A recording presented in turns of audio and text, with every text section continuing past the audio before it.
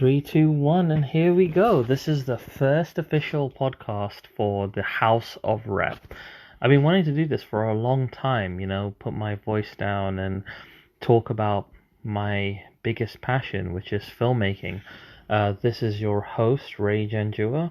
I'm a filmmaker, writer, and producer. Right now I'm at the indie level of what you would call this amazing journey into film. I started off about 10 years ago just picking up a camera and, just shooting things. I've done short films, my own ones, none of that kind of fan-made stuff, just pure original content. I've also done music videos for a lot of indie and unsigned bands. I've done stuff for MTV, Oxfam, with their Oxjam series. So, yeah, my team and me, we're called the R.E.P Knights, and we do a lot of great stuff. We do a lot of great content. But my biggest passion since I've been a youth is actually cinema and film. So I've been working on my film career, and I have a huge passion for this. Whatever the genre is, whatever the country the film comes from, I've got a broad spectrum of movies I like from different types of cinemas, from Hollywood to Bollywood to Hong Kong and Asian cinema, Korean films, anything really that just captivates me visually and is written really sharply goes into my vault, and I like to share it with you. And this first episode is gonna be about a new Sony film I saw starring Vin Diesel called Bloodshot. Now this is based on the Valiant comic character, and it's not a sort of like a traditional interpretation of the character. His look is a lot different. Vin's put a lot of his own spin on the character. The director himself has also tried to kind of reimagine the character for kind of like a modern look. So when the film starts off, it's very modern. It's like War on Terror kind of stuff. It does do a lot of good things. Like it talks about emerging medical technologies, PMCs, and augmented prostheses and other kinds of stuff like that, like warfare-based, post-trauma recovery. So it's pretty cool. I mean, I would say that the film is very similar to Metal Gear. If you've ever played like the more modern Metal Gear games, they follow, like Hideo did a lot of that. He used to have augmented kind of super soldiers. He looked at prosthesis and tech, nanomachines and other stuff like that. So the whole emphasis of Bloodshot is about his nano blood. And what his nano blood does is it regenerates his skin, it makes it tougher, it gives him super strength, durability, and also they're like mini computers, so he has a neural net that allows him to access things. So I'm not going to spoil the film for you because I really want you to watch it, but I'm just going to start off with like a lot of the beats. Like, let's talk about the story beats, the act structure, and how this film was kind of put together. Vin was trying to do it for a while. I remember seeing on his like different kinds of feeds that he was trying to make this thing happen, and he got the right team together, and they made a pretty good action flick. This has got Sony's kind of signature style with good colors and utilization of their high-speed photography and camera work that they've got, the camera systems that they have. It's really neat. Supporting cast was really good in this film. You had Guy Pearce in the role of the head scientist guy. So he's a phenomenal actor. He's one of my favorite actors. I first saw him in Memento, and he blew me away with his range. One of my most favorite roles that he ever played was in Count of Monte Cristo, where he played the villain, like Edmond Dantes' friend who betrays him. Count of Monte Cristo is one of my favorite novels, so the Jim Caviezel adaptation, the one that Jim Caviezel starred in, was really, really cool. It also has a young Henry Cavill in it. He plays Jim Caviezel's long lost son, so it's quite fun to see him in his younger days when he was like starting out in the business. Yeah, and going back to the film, it's kind of like Finn kind of like in his prime. He's just like his classic lone wolf kind of character, and then he gets betrayed, left for dead, and resurrected in this program. So the film had a very similar kind of feel to RoboCop, the newest version, the remake. It was very similar in tone, and then it had a lot of things like the casting of Guy Pearce felt kind of intentional because he played a very similar character when he played the guy in Iron Man 3. The guy who had the extremis soldiers and stuff, Aldrich Killian. So, when they did that kind of weird, double blind where Aldrich Killian became the Mandarin, it's similar. I'm not spoiling anything for you, in that sense, but the film's got sort of like a similar tone, and he's just a very similar character.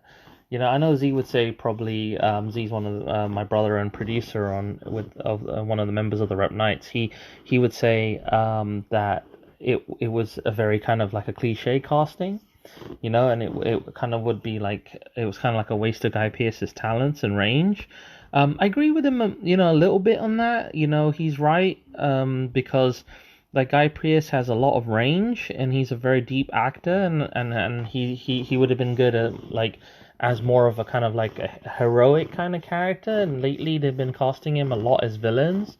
They had him play like the old Wayland in Prometheus, and then they had him play like these three kind of villains now. So he's played like this Aldrich Killian character, and he's played this new guy, this kind of Otacon kind of style dude in Bloodshot. And yeah, no, it's I'm sure he's happy because he just wants to be working on big features and stuff.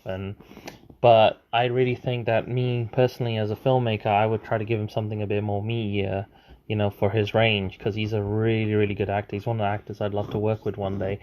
Yeah. So going back to the film, cinematography was flipping amazing. Like, this film was shot like most likely on the Venice or F55 Sony cameras with the Cine Alta format. So, it looks really crisp. It looks really good. Production design's really nice. I loved all the, the rigs and the nanotube kind of machines that kind of give him his abilities and stuff. There were a lot of things that were very simple in the film. Like, for example, wardrobe was very kind of like, modern military tech. There wasn't anything kind of special about the costume design, or, everything was kind of basic and functional in this kind of world and film. There was also, like, structurally, when you look at the writing, there was a lot of things that were very loose, like they weren't really fully realized. Like, first of all, we really don't know much about Vin Diesel's character's background, so you can't really feel a super sympathy for him, because he's like, oh, this is a soldier, he's gotten like killed, he's in this program, and then suddenly we've got to have a kind of like a sympathy for this guy and stuff. So that doesn't translate well in the movie. That's one of my biggest things. Like, that's one of the biggest drawbacks that actually hurts the film, is that like we're looking at Vin Diesel being Bloodshot, not actually investing in the character. I think his name is Carl or something. I can't remember the Bloodshot character guy's name, but the actual Bloodshot character, he's very similar to like Spawn and all these kind of like, like Wolverine and people, where he's got this past, and he's got like multiple layers of nuances with his character. He's been through a lot. So I thought that they could have elaborated on that better. I think that they cast his wife poorly. She doesn't really match up well with Vin. They don't look like a good pairing. It felt very artificial and forced, their relationship. There wasn't really much chemistry between the two. I thought that Tony Kebbell, who played one of the villains, he was really, really underutilized in that movie.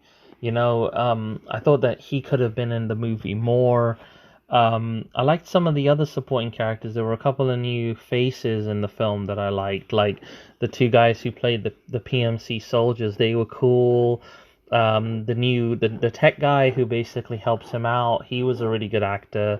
So like action sequences were staged well. Some of the kind of tech that we saw in the film was really wicked. Like, there's a guy who's blind who uses like a rigging to kind of see, and that was a similar idea I had in an upcoming film that I'm working on. So that was quite funny. Like, me and the the studios are thinking the same thing. We're on the same track when it comes to this kind of stuff. And yeah, just generally, like, going back to the way the film looked was wicked. Some of the action beats were really good. Because I love action films. There's a really cool fight scene where one of the villains uses a kind of like an exosuit to kind of face off against Vin Diesel's character. So it's sort of like nanotech against mechanical sort of PMC enhancement. So it shows this like mechanical augmentation against biomechanical augmentation. So this is really the future. Like, it tries to touch on a lot of things. Like, are we gonna go with sort of like additional prostheses and things to assist ourselves in work? So most likely, yes, we're gonna have exoskeletal designs and other things like that, where we're gonna be like bench pressing, like large kind of things, like cinder blocks, I guess. Like workers and construction workers are gonna have these kind of exoskeletons, army, rapid responding kind of disaster relief. Individuals will probably utilize this kind of system. And then if they do in the future build things like this, like build nanotechnology, that would really be good in the sense of people with long-term diseases and cancer, AIDS, other things like that, like the deepest form of kind of blood cancers. These things could flush all those toxins and that shit out. So I've always loved the idea of nanomachines helping to strengthen the human body and strengthen the the human resolve and make us healthier, faster, and better. Other things I really didn't like I don't like the actress who's seems to be in everything right now. She's the actress who played the character KT, and I just felt that it was just a lot of eye candy with no substance. Like, this is an actress who's strictly hired for her looks, not for her acting ability, and she's extremely wooden in things that I see her in. Like, nobody gives a this kind of direction or any kind of way to kind of like for her to bring out something more. And I feel that she's another one of those kind of like actresses who's really just been hired for her looks and not hired for her talent. And that hurts the film, because there were a lot of actresses out there that could have actually done KT's role a lot better, given it a lot more deepness and emotional impact. There's really no sort of emphasis to actually have any sympathy for these characters. So you're going on a ride with them, this kind of roller coaster ride, but you're not feeling any kind of like connection to them. You're like, okay, yeah, so this is a character. It doesn't have that same kind of resonance you have with people. You have an instant kind of connection with people like Peter Quill, from Guardians, or, somebody like Tony Stark or something, because they go through a journey very quickly, like, and you set up that this person is this, and then this happens. So there's a growth with the character. There's trying to be a growth with the character of Bloodshot, and what he wants to do and who he wants to be. But I don't think that they fully nailed it. Don't get me wrong, it's a good film. I like it a lot, but there are bits that I don't like about it and stuff, and it's really cool. It was good, but they just didn't hit the spot. So yeah, just to touch on other stuff, like cinematography, production design were great. But the story was very lean. The script looked like it had been gutted. I'm sure it was written really exceptionally well, but it feels as some of the dialogue was pretty good. I liked some of the lines. Like it had those wicked kind of classic Vin Diesel one-liners and stuff and things. But it could be a lot better and stuff. And I've got Pri here as well. She's just listening in on the podcast while I'm like talking right now, but I want to get her input on it. So Pri, what did you think about the film? Hi everyone, this is Pri. First of all, Vin Diesel has always been my favorite actor since that Fast and Furious started and Triple X. And when this trailer came out for Bloodshot, it was quite appealing. And the good thing about is like, during this lockdown, they allowed, they made it coming out like on Amazon Yeah, Prime. that's true. So that's what it was. That was one of the plus point I would say. It also hurt the film, though, don't you think? Like, not having a cinema release means that they can't track the numbers and see whether this was a top performer at the box office or whether this can lead to a franchise. But hopefully they count the VOD numbers and see that, we could probably pump out a sequel to this, start building that expanded universe, Valiant Comics expanded universe, because I'd like to see Ninjak and those other characters too. Yeah. Yeah, so anyways, we finally got this on Amazon Prime. We had to buy it, but it was worth it, I think, because I like action movies as well. And as Ray was saying before about this Guy Pearce, I don't remember him, in any movie. Can you tell me of some movie? He was in Iron Man 3 as the villain, if you saw that, he played Ulrich Killian in that. He was the lead in that film you liked, Lockdown. Do you remember the prison film, which we'll do a review on? Okay. Yeah. So he was a hero in that. Okay, so he acted really well. I like his villain accent, when he was like doing it in that movie Bloodshot. And the good part about what I like about this tech guy, Liz Lamorne Morris, was so funny. Yeah, he was good, wasn't he, Lamorne, wasn't he? He surprised me because, I didn't expect there to be... he almost stole the film because, he was just so zany and, out there as a character. And I have to say, the supporting cast, most of them were really wicked in it. What did you think of Elza Gonzalez, the actress who played KT? She's okay. I wouldn't say she's bad or extremely good, but she is okay. Mm-hmm. So yeah. You don't think she was wooden like I think? She's like quite a wooden actress. She was okay. I've seen her for the first time in this movie, Bloodshot. She was also in Hobbs and Shaw, if I remember correctly. Was it? Yeah, she was a lady in that kind of lingerie kind of thing who was beating up those Russians who gives them the money and weapons. I don't remember that part. She gets the jet for them. She's like Jason Statham's girlfriend or something in that. Yeah. Again, you see, if you can't remember her, that means she didn't do a very good job of you, if you say the actors that really did well in Bloodshot would definitely be number one: Vin Diesel, Guy Pearce, and Lamorne Morris, because Lamorne Morris was so hilarious the way he was doing in the tech pod, how he was taking over, the hidden things with Al Isa, where they're working together. Oh shit, should I not tell the story? No, it's alright. It's okay. Yeah, don't worry about it. You don't have to spoil it too much. Yeah, it's fine.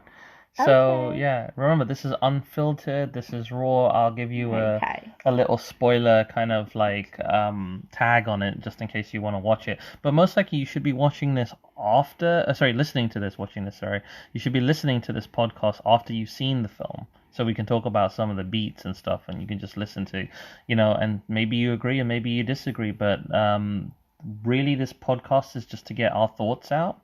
The R.E.P Knights have a passion for film. I love film, and I know that there's things that I could have done on this film that are a lot better, and then hopefully one day in the future you guys will get to see the magic that I make, and we can keep you in the loop about things that we're doing. We're doing some really exciting things here too. Our goal is to try and get to that level. We know that we have the skills and talent to do it, and we know a lot about film. We have a great voice, and hopefully once we start getting an audience, you guys will hopefully agree with that as a filmmaker, I know my stuff, and I love entertaining you guys. That's really what I'm here for. Definitely Ray knows his stuff. Thanks, Brie. So yeah, going back to the film, what kind of scenes did you like? What were the best bits? Oh, the best part was the action when they were having the fight near that lift. Right. It was a Sam Hugan, the villain. Mm-hmm. Obviously he was. What I forgot to mention, I like the fact that we're using this nanotechnology. Yeah. And it was really good. I like all this, with the technology part, and that was good. And the best part, I would say, was the fight with Vin Diesel and Sam on that lift, and of course Toby was there as well. It was sad, the Sam betrayed Toby at the end. Yeah, but Toby didn't play that guy. That was a different actor. Toby played the guy who... who was was that actor? Yeah, Toby was the guy in the car, remember? Oh, yes. Yeah. Who was the other guy then? I don't know. I We don't need to remember his like name. find out who he is. But he was cool. That guy too played the blind dude. And I Yeah. like the drone part. Like, you know, everything was Yeah. like, Yeah, it was cool, isn't it? coming out, Yeah. on And the top. literally, we're writing a film right now. It had a guy who was blind like that, like a motorcycle rider. He gets blinded, and then he has these drones and from his bike. So when I saw that, I was like, oh shit, back to the drawing board. You already had that idea before, and seeing that in Yeah. reality, I was like, how did it happen? Yeah, it was Like a telepathy, crazy. you know, somebody heard Yeah, you. I mean, this often happens, you know, it's crazy. I get all these ideas, and it's just that it takes me longer to make stuff, and then Hollywood gets to it, you know, just that little bit later, but their pockets are deeper. Hopefully one day your idea will come first before anyone else. Yeah, well, there's some stuff that they never even thought of that will blow people away, and I can't wait to show you that stuff. Shh, Yeah, secret stuff. Yeah. Anyway, so like if I were to give this film a rating, you know, just to keep things short and sweet, I measure films out of, like, I call them shields. So I normally rate it out of 5 shields. So an exceptional film is 5 shields. A really bad film, like an atrocious film, would be something like 0 shields. A decent film that I didn't really like, or it's kind of like just average, is like you know, a 2.5 or 3. A decent film's about a 3.5 and a 4. So I'll just let Pri start off with this and give us her why rating. me first? Yeah, I just want to know. I want to know what you think. Okay. To be honest, I like action movies, and of course, I like Vin as well. The way his character was portrayed. Do you think Vin actually? Because you know we both love Vin. Vin's like a top G. I love Triple X and Chronicles of Riddick and stuff. I've got a great idea for, you know, a couple of Triple X, Fast and Furious, and Riddick films if I ever get the chance. But he's a great actor. You know, he's got a good look. He's like the new generation of Stallone. Mm-hmm. Like, you know, Stallone's one of my most favorite actors and directors and writers, and Vin's got that kind of feel. You know, he feels very similar to that. He's like the modern age version of that. Like, every generation has that set. So Rock's kind of like an Arnie. Vin's kind of like the Stallone. You know, it's really cool. And what did you think of his acting? I mean, Vin was and is and will always be a good actor. Okay. Yeah. So yeah. I mean, his physique looked better in this, right, than it was when he's and Dominic he's got Toretto. this unique voice as well. Yeah, his gravelly voice is just like really good. It's kind of like, you know, it's him, which is why James used him for Groot. Like, even though Groot literally says one line, there's a kind of earthy gravitas to his voice. So that casting of him and Bradley Cooper as Rocket Raccoon, that's freaking amazing. I've got all these retrospective podcasts that I'm going to make, because on Google Plus I used to put up a lot of reviews about different films from like last year and the year before that. So there'll be a lot more content which will be retrospective of that. I'll be just reading from my original review and kind of, you know, backlogging all that stuff. But anyway, yeah, Pri, you were saying, carry on. So back to my rating. I mean, as I say, I like action movies, and Vin being a great actor, I think for the time being it will be 4. That's a pretty high score. Yeah. You put me on the spot there. So you like it a lot? Yeah, I like action movies. So I really like how they Would you watch it again though? This is a good question. Like, what's the replay value of this film? I don't think I want to watch it again. You never watch it again? Maybe after a few months.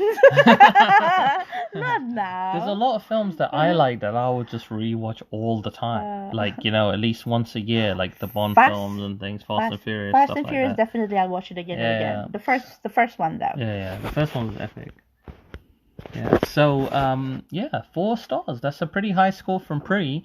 I'm gonna give it 3.5 because they did a lot of stuff that I didn't totally like or feel was that was needed, and there was a lot of stuff that was rushed, and I think maybe because of the truncated production schedule, that could have been why the films got those kind of weird kind of cut beats. You know, maybe the studio asked them to cut it down to a more kind of mainstream kind of cinema cut, you know, like the studio cut. So there could be things missing that might pop up later. I'm hoping it's not a Snyder cut kind of situation. I'm jonesing to see that.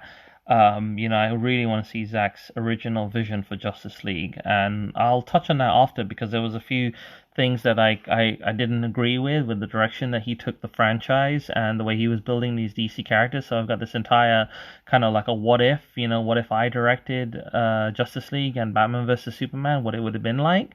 So wicked script beats, action beats and things like that. So yeah, just wrapping this up, Bloodshot gets a 3.5 stars from me. It gets a 4-star from Pre. So aggregated, it's a solid 4. So yeah, Bloodshot gets 4 shields. And yeah, we'll catch you on the next House of R.E.P show. See ya, guys.